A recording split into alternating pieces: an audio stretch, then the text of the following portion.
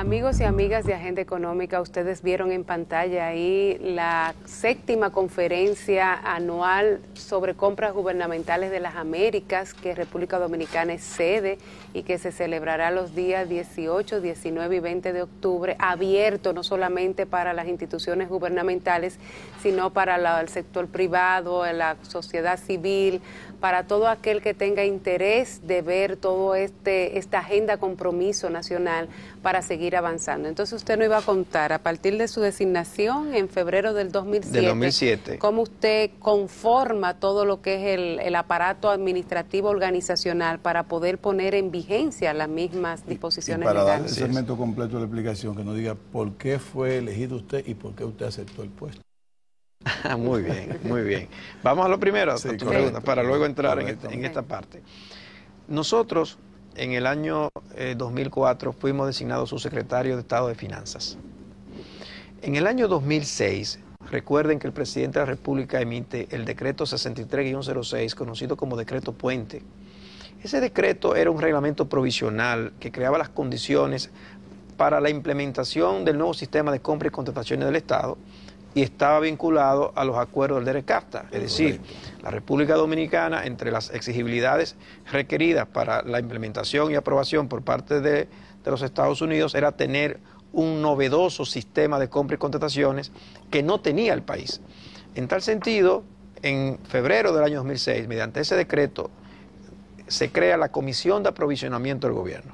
Esa Comisión de Aprovisionamiento del Gobierno crea la prerrogativa de que sea la Secretaría de Estado de Finanzas la que presidiere esa comisión, más 7 miembros, instituciones públicas, que conformaban la misma.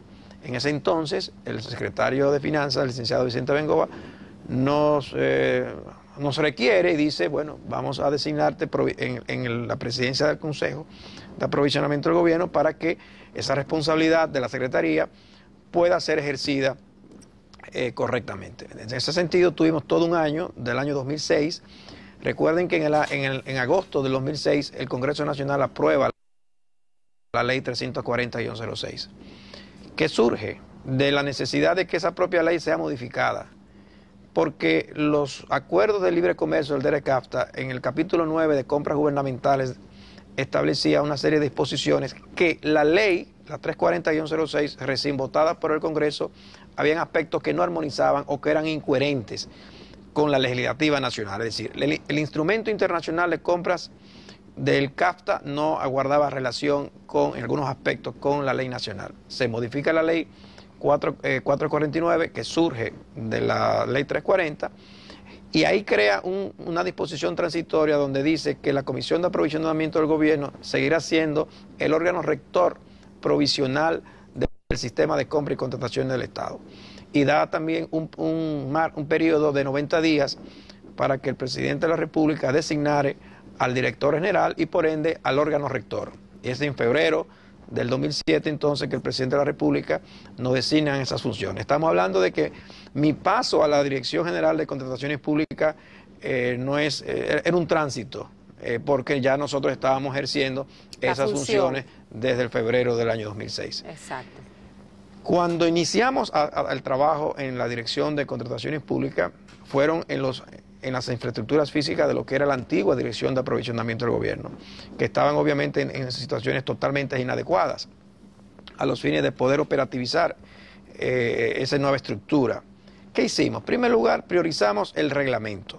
Nosotros debíamos de trabajar en tener primero una ley, que la teníamos, y luego un reglamento de aplicación de esa ley. Trabajamos hasta que en el mes de agosto de ese mismo año, 2007, el presidente de la República emite el decreto 490-07 y ya tenemos el reglamento de compras y contrataciones de bienes, servicios y obras del Estado.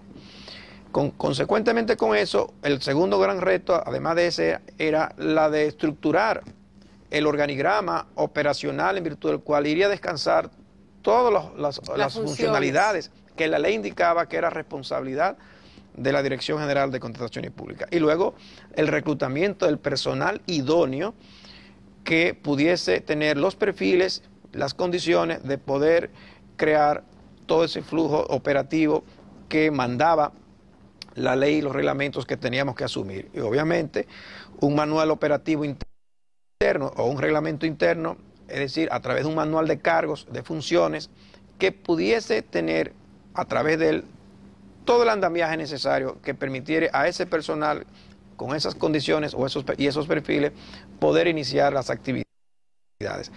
Pero concomitantemente con eso, el gran desafío fue comenzar a implementar. Y cuando hablo de comenzar a implementar, significa de que en el ámbito del gobierno central había más de 125 unidades de compra, esparcidas en todo el ámbito de todos los ministerios. Y con distintos libritos. Y distintos libritos. Y reglas. Imagínense usted. Entonces, ¿qué hicimos? Bueno, lo primero que mandaba la ley era, primero, el lanzamiento de un portal. En este caso, Compras Dominicanas se lanza en febrero del año 2008.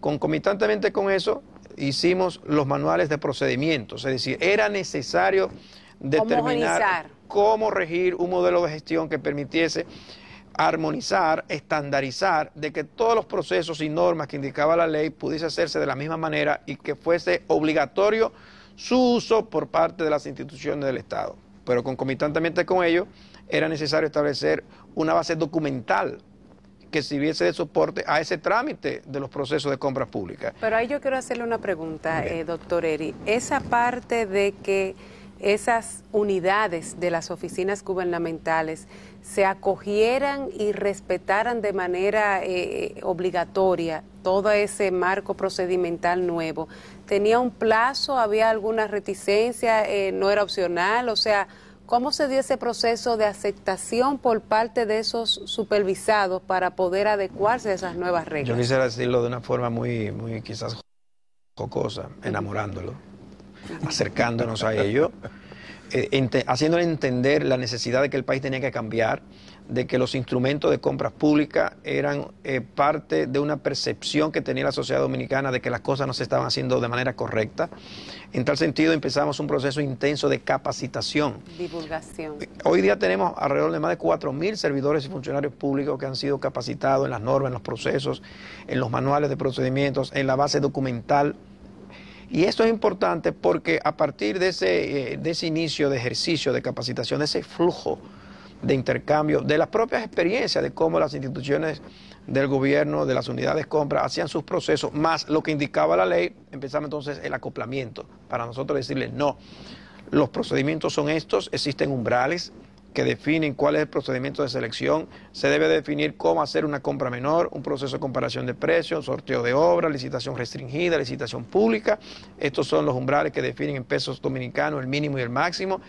Estos son los procedimientos que indica la ley de cómo usted debe hacerlo. Estos son los manuales de cada uno de esos procesos, que es la guía, que es el instrumento en virtud del cual usted debe hacer esos procesos. Y obviamente una base documental en la cual hoy día tenemos más de 53 documentos estándar de uso obligatorio. Por ejemplo, todos los pliegos de condiciones, de bases específicas, de bienes, de servicios, de consultorías, de obra, que son parte del modelo de referencia de información para las licitaciones públicas, por ejemplo, ha sido diseñado por la Dirección General de Contrataciones Públicas, puesto en vigencia, y ese instrumento es obligatorio para el uso de la instrumentación que tienen las instituciones públicas del Estado para presentar un llamado a licitación pública. En tal sentido, más de 53 documentos estándar, como hice referencia, forman parte de ese andamiaje de modelo estándar que lo que procuran es la unicidad, la uniformidad, la coherencia entre todo el ámbito de las instituciones públicas del Estado para determinar que las compras del Estado dominicano se realicen de la misma forma, con la misma norma, con los mismos procedimientos. Y obviamente el vehículo de difusión de todo esto para la ciudadanía y para los proveedores, que son los que le venden al Estado, es el portal Compras Dominicanas, teniendo el portal un vehículo de acceso a información al registro de proveedores del Estado, que también nosotros hemos organizado, donde hoy día tenemos más de 16.000 proveedores inscritos en los rubros de bienes, servicios, de consultorías u obras, contratistas. Porque no se puede hacer ninguna... Nadie le puede vender al Estado si no está inscrito en el registro de proveedores del Estado. El acceso es gratuito. ¿Tiene una serie de requisitos? La ley establece una serie de requisitos y condiciones. Ellos pueden accesar al formulario de inscripción, los potenciales oferentes, pueden canalizarlo a las oficinas de la Dirección de Contrataciones Públicas. Nosotros en un plazo no menor de día a día, nosotros debemos de dar una constancia de inscripción donde nosotros le damos la categoría de proveedor, es decir, constancia de inscripción, rubro principal, vender arroz, rubro secundario, vender habichuela. ¿Por qué? Hoy día, en todo este periplo de experiencia que hemos tenido, hay empresas o particulares que se constituyen para un objeto principal de su razón social es vender flores y de repente participan en una licitación pública para comprar aviones.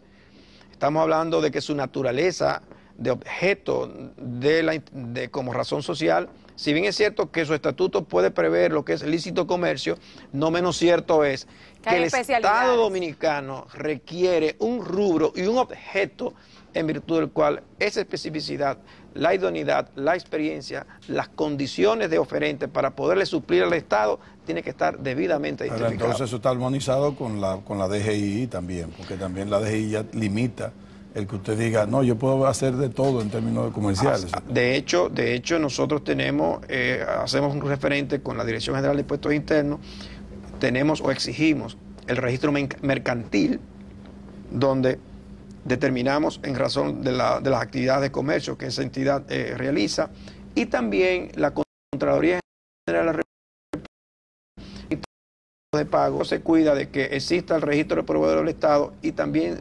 preestablece cuál es el objeto o rubro en virtud del cual ese registro identifica que ese proveedor es hábil para vender al Estado. Y que está al día con sus compromisos fiscales y con todas esas cosas. Una preguntita corta, para una respuesta también corta, antes de entrar al siguiente corte, al siguiente segmento.